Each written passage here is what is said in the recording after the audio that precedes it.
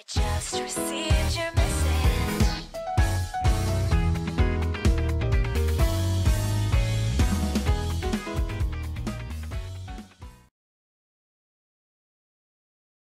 What's going on, nomads, party people, and strangers everywhere across internet? Name, V, like letter. And broken English aside, we are back again with I Just Don't Get It, where we're finally going over,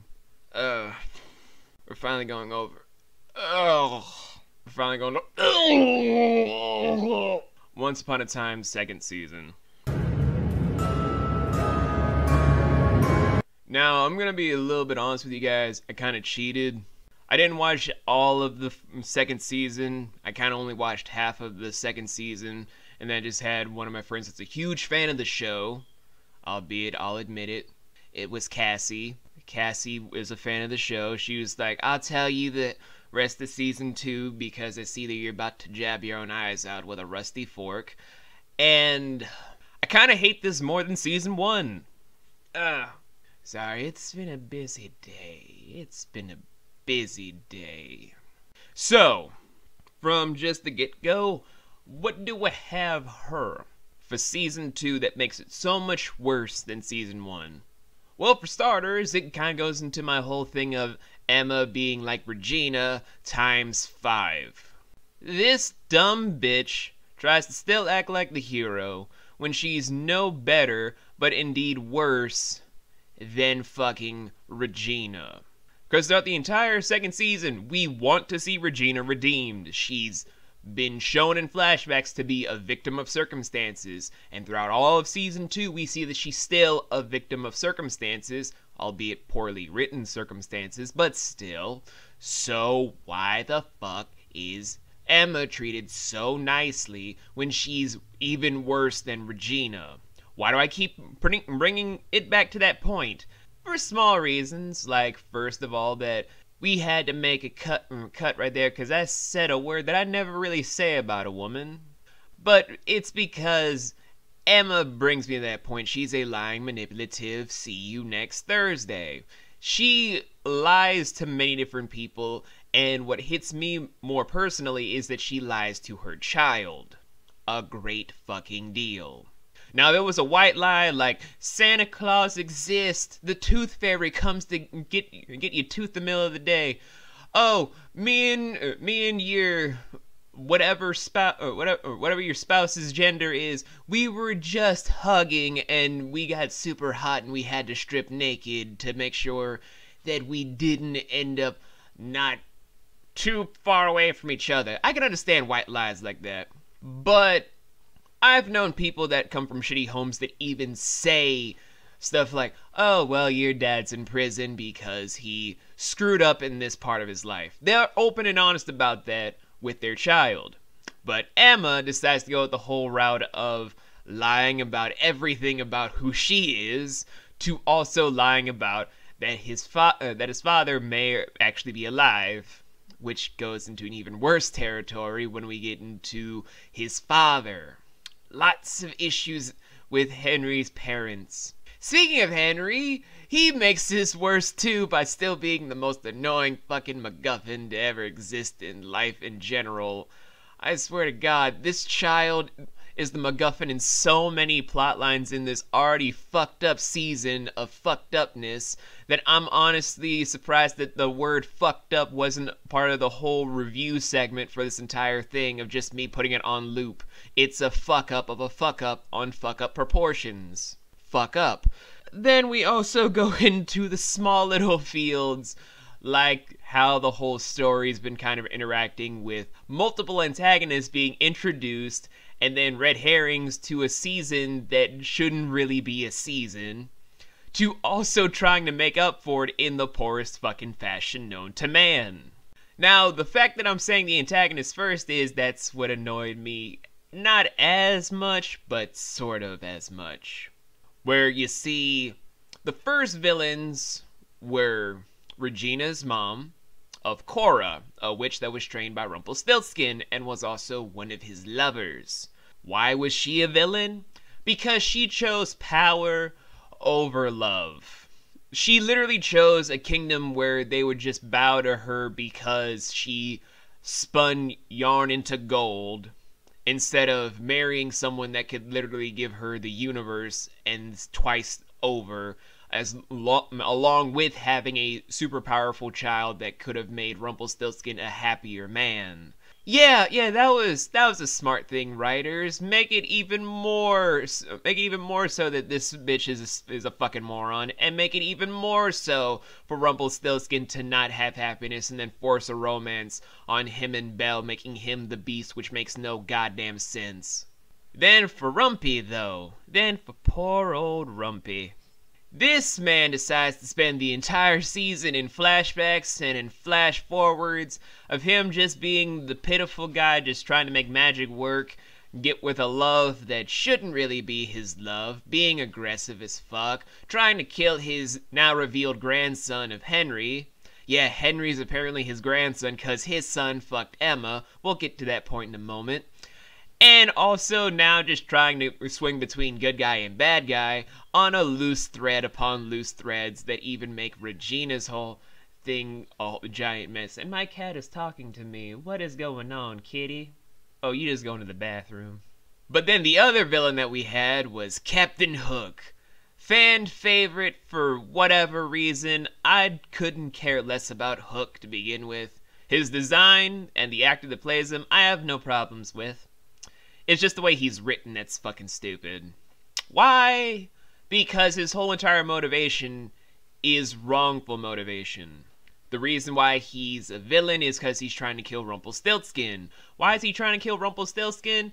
Because Rumpy found his wife, his first wife, with Captain Hook again after becoming the Dark One.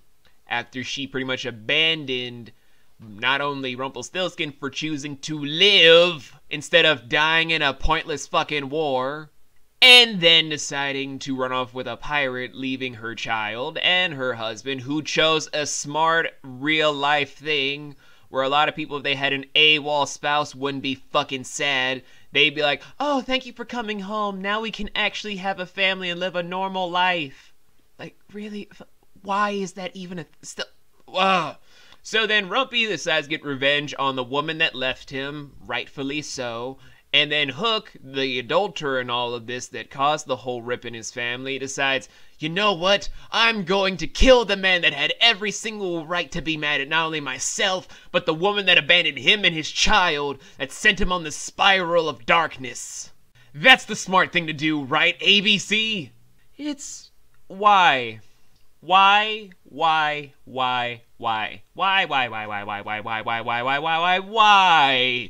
And not to mention the fact that I don't know how to put this for the second antagonist, but with the female having little to no real relevance to the plot other than I'm the female bad guy cuz I like being sexy and bad.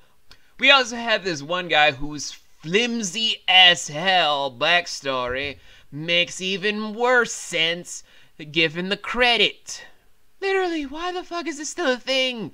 About how loose threads make the villain. Why is this a thing, and why is ABC still doing this? And I don't mean to belabor the point, I'm just saying how fucking dumb this is. Where the entirety of this whole entire shit comes from when Regina first made Storybrooke as the mayor finds this little boy who grows up to be this creepy adult with his father.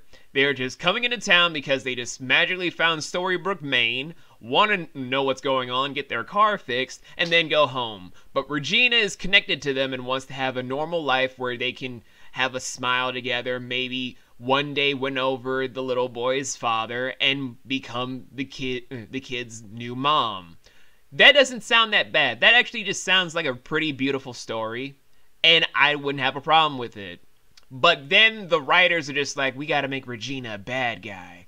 So we gotta have the family leave and she flips her shit. So that way, as soon as she flips her shit, she can then take the dad, kill him, make sure the son never finds out that the town actually exists, leading him on this giant spiral where he will end up with the season 3 villain to then kidnap Henry by the season 2's finale to then jump in and then start the entire mess all over again. Yes, Yes, that's how villains work. We know how villains work. We're ABC! Yeah, ABC and NBC, you guys are really smart when it comes to writing villains. That's why you guys are top-notch and have no issues of reviewers. Yay. The flimsiness of these antagonists, besides the whole juggling act of which antagonist we should focus on, is a fucking mess. It makes zero goddamn sense, and I hate this so fucking much. And then here's the biggest insult for myself. Throughout the entire second season, we have a juxtaposition between the story world and the regular world for humans. That's from the beginning of the season, where we have the introduction of Sleeping Beauty, Philip, Mulan, and an assortment of other characters that we later have interact with Snow White and Emma. But from that juxtaposition, here's just my whole entire problem with that for a second season as a whole. In season 1, I had a big issue with the whole flashback stuff because we could have honestly had a series just on the flashbacks, having us know the entire motivation so that we can then understand the prophecy to come, and then later see Emma. She would then have her own series of Once Upon a Time, where we then follow her adventures with the amnesiac people of Storybrooke, and then know the entire story, without having to go and dredge through the entire flashbacks. So far, that would have been a smart idea, and I still stand by that opinion. But with Season 2 having a juxtaposition between the story world and the regular world, where it's not a flashback, but actually being juxtaposition between both dimensions, we could have had that as the setup for the first season, where we actually had antagonists trying to help Regina from that side with actual portal stuff set up, instead of the whole, we need to have magic beans, but we don't know how to grow them because of the one giant that we kind of fucked over. Oh wait, we can actually resurrect them with magic because that's how magic can actually work if you're dark enough? We can do that? Oh my god! So we can help Regina try to be an actual goddamn villain with actual plot lines and actual motivation to be a fucking villain. Honestly, the juxtaposition could have worked so much better for the first season to try and dissuade Emma to not believe magic exists, to then make sure that people from that world also had stakes in this, to make sure that the people on the regular world for humans actually had allies to help them try to prove to Emma that it exists, with magic coming back and forth so it doesn't go into a giant spree of madness. And then you also could have had the same thing for the antagonist, so it's a whole battle of who can use the portal when and where to make sure Emma believes and embraces her destiny, instead of the whole force thing of just like, oh, I don't believe a single thing. Oh wait, my son that I just found out exists because I gave him up for adoption and thought that he was gonna be moving away is now dying, and I now suddenly believe magic exists. Why was I such a fool? I'm sorry for being a little bit angry. I'm just... This entire season irked my soul. Like, I'm looking at the script to my right. I was literally angry when I wrote all of this. And it shows because of how disgusted I feel with all of this in its entirety. This is a terrible fucking show. This is a terrible fucking season after season 1's own fuck-upness. And I'm not looking forward to season 3 in any regard. So, how about this? I'm going to be taking a month away from anything Once Upon a Time related to just ease up on this request. I'm going to finish this with season 3. That's my whole entire thing. Then we got a whole new slew of shows that people might want me to look at, or artists people might want me to look at. You can request shit in the comments section if you want, of people you think I might not like, shows you think I might not like, and so forth and so on, and I'll look at that after season 3. But I think it's time we return to the roots of this show that kind of was more fun to talk about. And that's to go over the top 3 characters that I hated in series 3 and 4 of Skins. So, how do we end this video off? Mentalk, can you... Wait, where is Mentalk? Mentalk? Mentalk?